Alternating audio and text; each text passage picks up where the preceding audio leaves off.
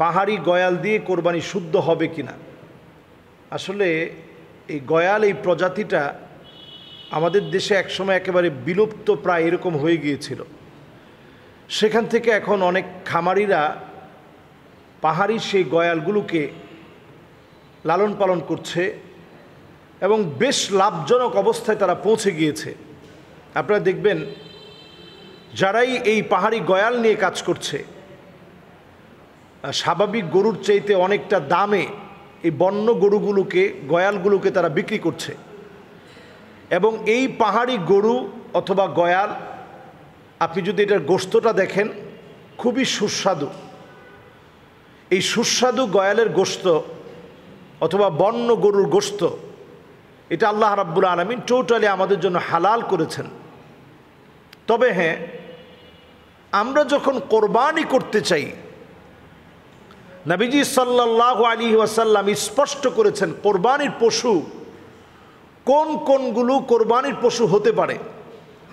যেমন আপনি যদি কোনো হরিণকে আপনি আপনার ঘরে এনে অথবা একটা খামারের মধ্যে আপনি লালন পালন করেন, যেমন আপনি মালয়েশিয়াতে যাবেন, সেখানে প্রচুর পরিমাণ হরিণ খামারের মধ্যে লালন পালন করা হচ্ছে, লালিত পালিত হচ্ছে। প্রচুর পরিমাণ আপনি এরকম হরিণ পাবেন যেগুলো লালিত পালিত হচ্ছে। এই জাতীয় কোনো হরিণ দিয়ে কোরবানি করা জায়েজ না। এবং মালয়েশিয়াতে গেলে আপনি অবাক হয়ে যাবেন, আমি এই বছর নিজে গিয়ে দেখেছি খুব অল্প আর স্বল্প মূল্যে মালয়েশিয়াতে কিন্তু এটা বিক্রি হয়। হরিণের গোশত একেবারে অ্যাভেলেবল, খাসির গোশতের মতো পাওয়া যায়। কিন্তু আপনি যখন এই হরিণ দিয়ে যখন কোরবানি করবেন, কোরবানি দেওয়াটা বৈধ হবে না। ঘরের মধ্যে লালিত পালিত হলেও সেটা বৈধ হবে না। ঠিক তেমনি গয়ালের মাসআলা, আমরা এটা নতুন হওয়াতে অনেকে জানি না। গয়াল দিয়ে যদি কেউ কোরবানি করেন, এই কোরবানি আদৌ বৈধ হবে না। নবীজি সাল্লাল্লাহু আলাইহি ওয়াসাল্লাম স্পষ্ট আমাদেরকে হাদিসের মধ্যে বলে গিয়েছেন, লা ইউদহা বিমুকাবালা ওয়ালা মুদাবারা ওয়ালা শারকা ওয়ালা খারকা ওয়ালা আওরা। কোন কোন প্রাণী দিয়ে এবং প্রাণীর কি কি কোয়ালিটি থাকবে, বয়স কত হবে। গরুর বয়স 2 বছর হতে হবে, উটের বয়স 5 বছর হতে হবে, ছাগলের বয়স 1 বছর হতে হবে, বেড়া দুম্বা 1 বছরের হতে হবে। যদি 6 মাসেরটাও 1 বছরের মতো মনে হয়, আপনি এটি দিয়ে কোরবানি করতে পারবেন। এর বাহিরে অন্য কোনো প্রজাতি, অন্য কোনো রকমে আপনি যদি এনে সেটা দিয়ে কোরবানি দিতে চান, কোরবানি বৈধ হবে না। এক্ষেত্রে আমি আপনাদেরকে আরও একটু ক্লিয়ার করতে চাই, আমাদের চট্টগ্রাম অঞ্চলের বিত্তশালীদের কাছে এটা এখন খুব জনপ্রিয় গয়াল কোরবানি দেওয়া। 14 গ্রামেও অনেকগুলো হাট এখন আমরা দেখতে পাচ্ছি, যে হাটগুলোতে নর্মালি এখন গয়াল পাওয়া যাচ্ছে। খামার এখন গয়াল দিয়ে ভরপুর। এটা আপনি খাদ্য চাহিদা পূরণ করার ক্ষেত্রে, গোশতের চাহিদা পূরণ করার ক্ষেত্রে আপনি এটাকে খেতে পারেন, খাওয়াটা জায়েজ আছে, কিন্তু কোরবানি দেওয়া যাবে না। এবং এই বিষয়ে আরও একটু যদি আমরা বিস্তারিত বলি, যেমন কোরআনুল কারীম থেকেও এটা স্পষ্ট বোঝা যায় যে গৃহপালিত প্রজাতিভুক্ত হতে হবে।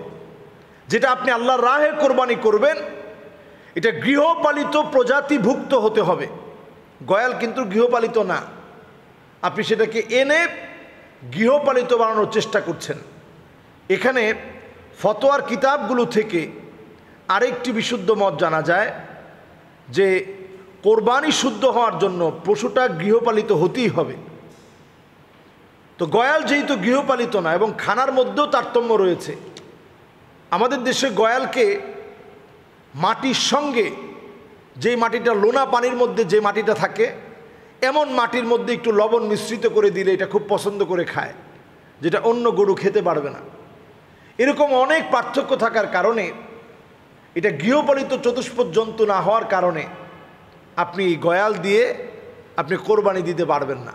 যদি দেন তাহলে কোরবানি শুদ্ধ হবে না। এটাই বর্তমান ওলামায়ে কেরামের ফতোয়া।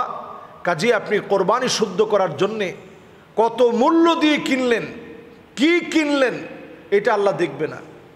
লা ইয়ানালাল্লাহু লুহুমুহা ওয়ালা দিমাউহা ওয়ালাকি ইয়ানালুহু তাকওয়া মিনকুম, শুধু আমার আপনার তাকওয়াটা আল্লাহ দেখতে চান। কাজে আমরা কোরবানির পশু যেটা জবে করতে চাই সুন্দর হতে হবে, সুশ্রী হতে হবে। এর চাইতে গুরুত্বপূর্ণ হচ্ছে বয়সপূর্ণ হতে হবে। যেই পশুগুলো দিয়ে কোরবানি দিতে বলেছেন এই পশু হতে হবে। এর বাহিরে অন্য পশুগুলো দিয়ে কোরবানি দিলে সেই কোরবানি আল্লাহ রাব্বুল আলামিন গ্রহণ করবেন না। আল্লাহ আমাদেরকে বোঝার তৌফিক দান করুক। ওয়াসসালামু আলাইকুম ওয়া রাহমাতুল্লাহি ওয়া বারাকাতুহু।